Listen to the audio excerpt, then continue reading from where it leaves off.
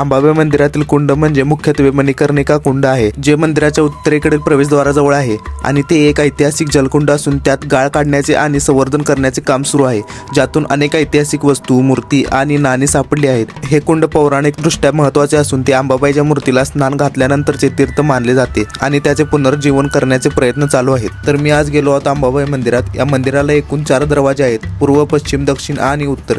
Main दरवाजा म्हणजे 1 number दरवाजा, पश्चिम दरवाजा.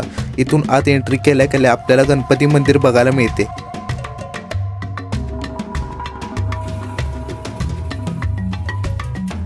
तिथे नमस्कार वगैरे करून मी निघालो पुढे. या आवारात तुम्हाला सुंदर अशी स्तंभ बघायला मिळतील. या मंदिराला सुमारे 1200 वर्षांहून अधिक वर्षांचा इतिहास आहे. 871 ईसापूर्व काळातही मंदिराचा उल्लेख आढळतो. आज शेवटचा गुरुवार असल्यामुळे मंदिरात खूप गर्दी होती, त्यामुळे मी मुखदर्शन घेतले. इथे फोटो काढायला परवानगी नसल्यामुळे मला आतला व्हिडिओ घेता आला नाही. जर व्हिडिओ आवडत असेल तर अशाच आणखी व्हिडिओसाठी आपल्या चॅनलला सबस्क्राईब करा आणि लाईक, कमेंट करायला विसरू नका.